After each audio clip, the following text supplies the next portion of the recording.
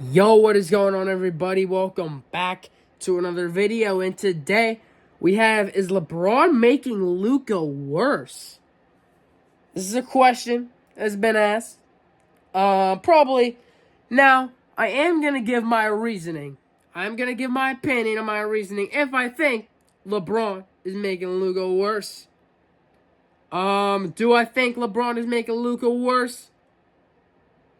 Strategically, yes. I think he is kind of making him a little bit worse, and I'll tell you why. Hold on. It's not because of Luka. It has nothing to do with Luka, but he's learning under a new system with J.J. Redick and everything, man.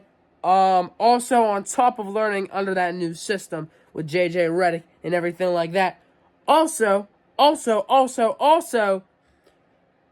he bought a house in Dallas and then a week later got traded to the Lakers. Now, I don't think that has a crazy effect on anything, man, but it definitely has some effect. Because, bro, he bought a house in Dallas, bro, for, shit, how much money was it? Like 15 M's or and shit like that? And then he gets traded like a week later. Bro. And then,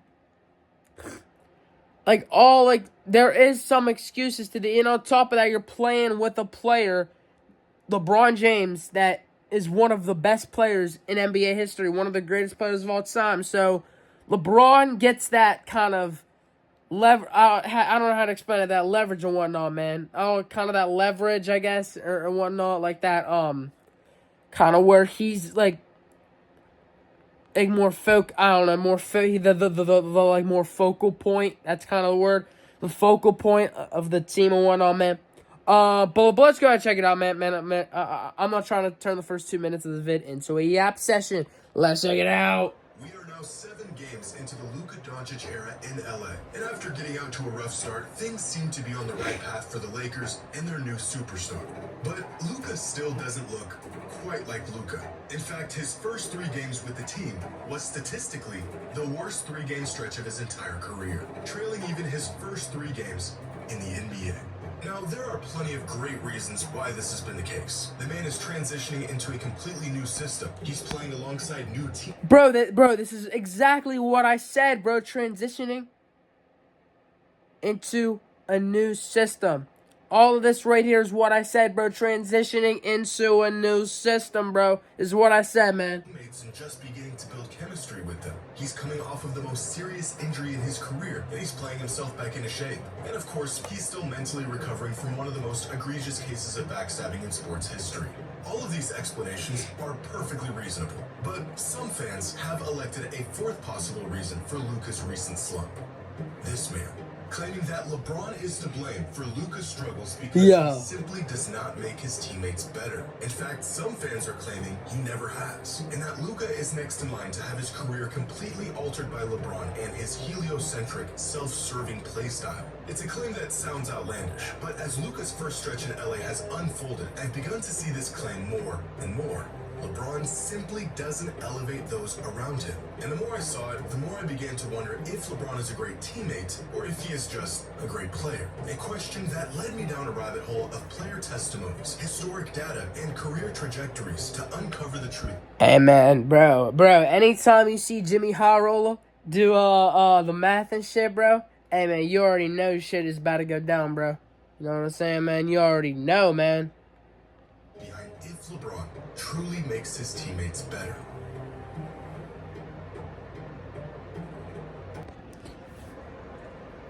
The year is 2007. Dirk Nowitzki is the MVP frontrunner. Steve Jobs just announced the first iPhone. Kevin Durant is still at Texas. He announced the first iPhone in 2007 in this motherfucker. LeBron just dropped a 40-piece on the Pistons. An early masterpiece within his storied career and fuel to the fire both for fans and critics. At this point, the world was well acclimated to the megastar LeBron was becoming. This kid isn't just good, he may be the best player in the world.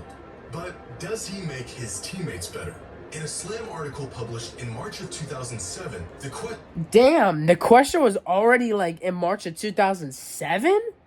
Damn, already, man. LeBron is being questioned if if he makes his teammates worse being posed. The or better. At the time It didn't matter. His teammates weren't good enough to make a difference anyways, and he would need to drop 40 bombs to keep his team alive come the playoffs. Which is exactly what he did a month later when he put together one of the most ridiculous carry jobs the NBA has ever seen, dragging an underwhelming Cavs roster to the NBA Finals. Fast forward 18 years, and LeBron is still really good. And the question of if he truly makes his teammates better is still being asked. The latest evidence suggesting he actually doesn't? A 25-year-old superstar, Luka struggling to adapt to a system centered around a 40-year-old LeBron. Career lows almost across.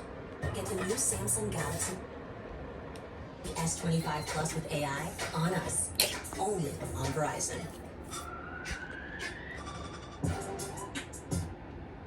The board in his first Holy stretch with the shit. team. And although there is a list of perfectly good explanations for Luka's struggles, some suggest the real problem is LeBron. We have seen LeBron elevate countless teammates into real championship caliber players, but we've also seen legitimate talent get suppressed and relegated under LeBron's leadership and play style. So, is there any real validity to this argument? Hold on. Okay. So Jimmy Hyrule is 100% right on that take. So I have something to say about that right here.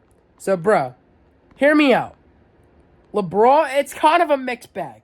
He makes his teammates better, but he makes them worse at the same time.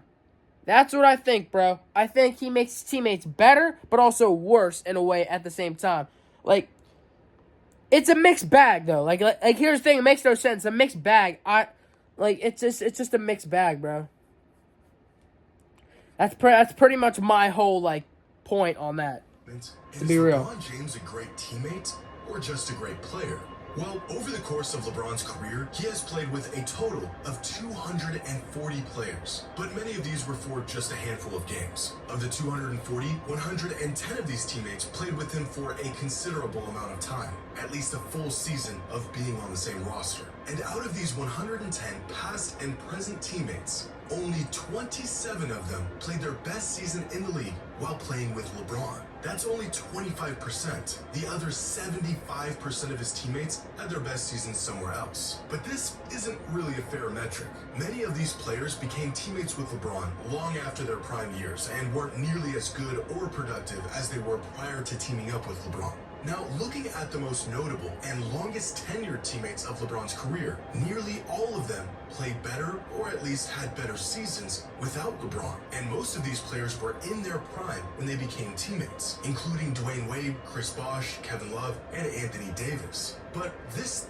Yeah, because that situation with the Heat, bro. Because, bro, whenever, at the time around when LeBron was about to come to the Heat, bro, Dwayne Wade, he was running the show in Miami, bro. He ran the fucking show in Miami, bro. And then once LeBron came in, bro, kind of seemed like it started to elevate LeBron more, Dwayne Wade less. But I don't know, it just happens like that, bro, you know? Doesn't address the progression or regression players have once they team up with LeBron. How players played in the season prior to teaming up with LeBron, how they played in the following season with LeBron, and how they played once they were no longer teammates with him. So here is every player that was a teammate of LeBron's for at least a full season's worth of games. 59 players in total, ranging from Avery Bradley and Rashard Lewis to Anthony Davis and Chris Bosh. Now, of the 52 players who played at least a full season in the league before becoming teammates with LeBron, 26 of them saw an increase in their value and impact after teaming up with him. 24 had a decrease in their value and impact, and 2 of them stayed virtually the same.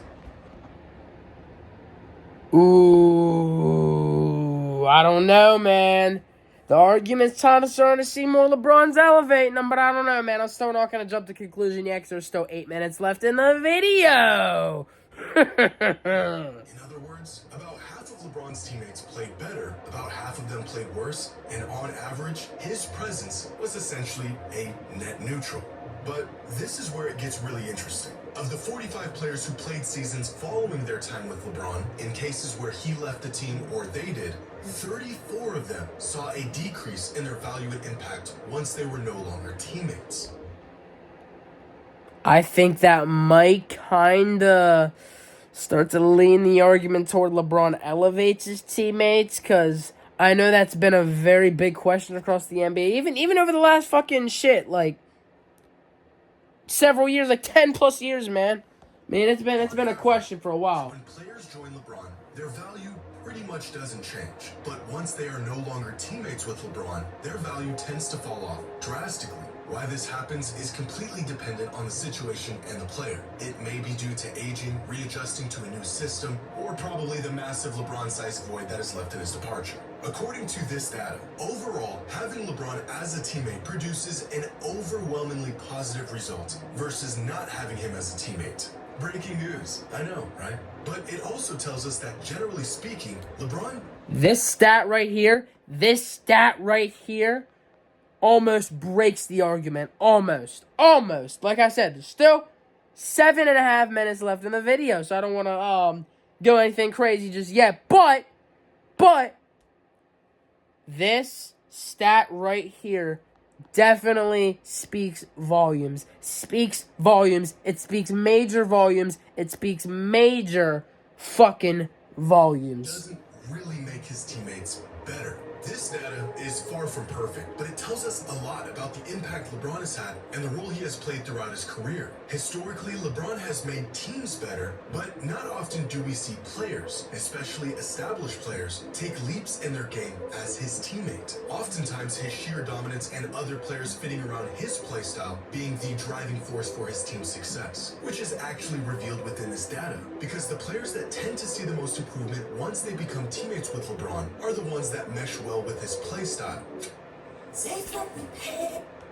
3-and-D off-ball scoring threats and shooters that space the floor and benefit from LeBron's playmaking. J.R. Smith, Mo Williams, Channing Frye, Kyle Korver, Rashard Lewis, and Shane Battier. Big men have consistently also benefited from playing with LeBron. Players like Ilgauskas, Tristan Thompson, Drew Gooden, JaVale McGee, Ben Wallace, and Timofey Mozgov have all seen a boost in their production and efficiency while playing with LeBron. Now, the players that tend to regress once they become teammates... Ooh, Jeff Green, J.R. Smith, bro.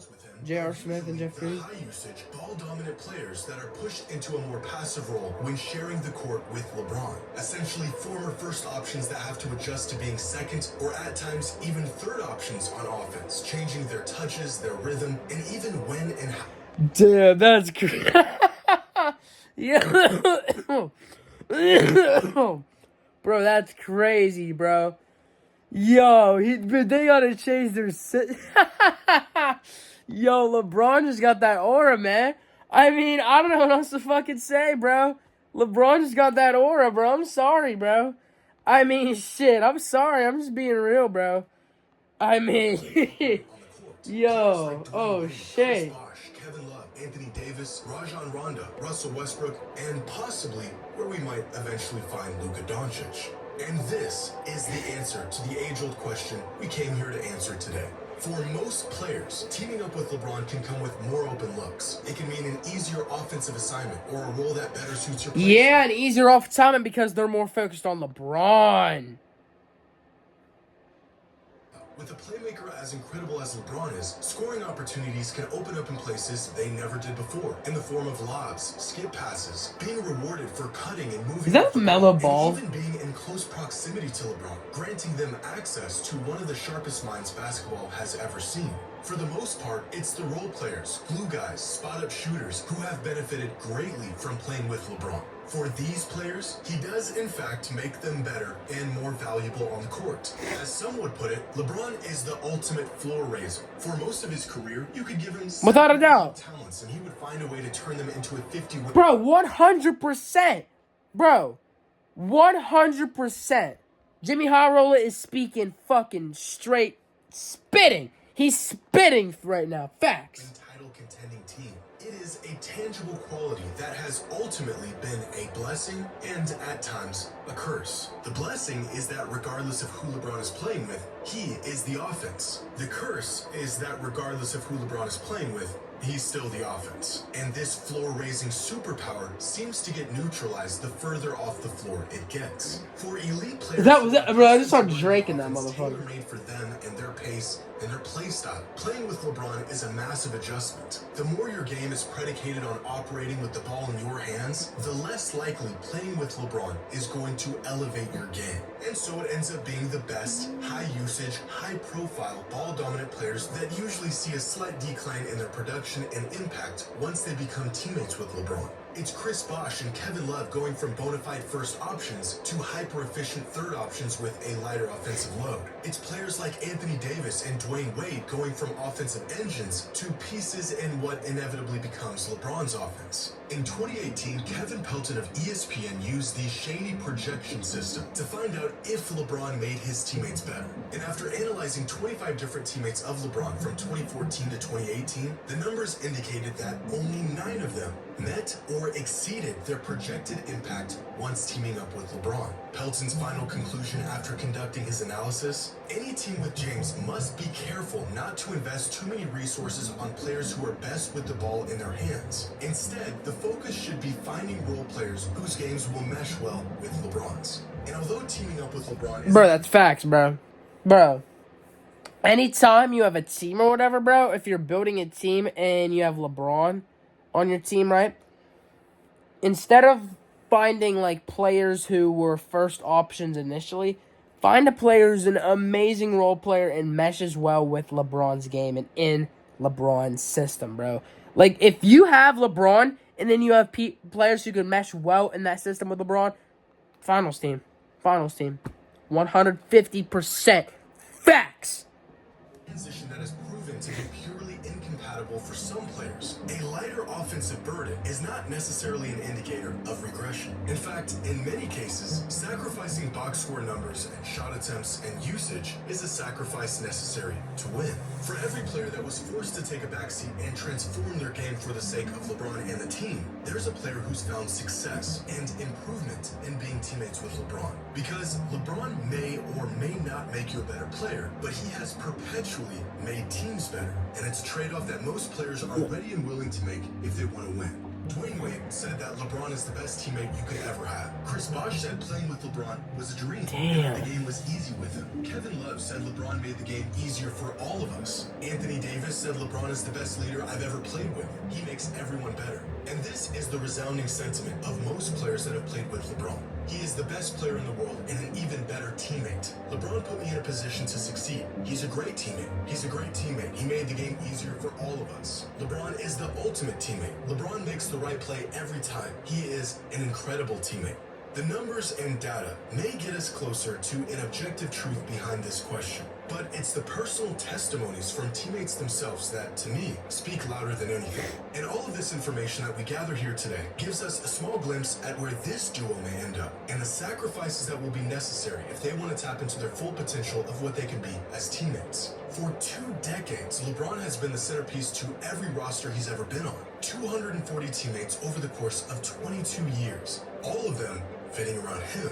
But at the age of 40, it might be time to pass the torch to a player who is ready to fill a role only LeBron once could. LeBron and Luka may be able to coexist just as they are without compromising their games. But if history has shown us anything, regardless of the talent available, and especially if the talent available is extraordinary, in order to be great, someone has to be willing to recalibrate their game in exchange for winning and what's best for those around them. A sacrifice that many great players have made for LeBron, and one that he may soon have to make for his teammate. Man. That was Jimmy High Roller. I had to say, man, shout out to Jimmy High Roller. We'll see y'all in the next reaction.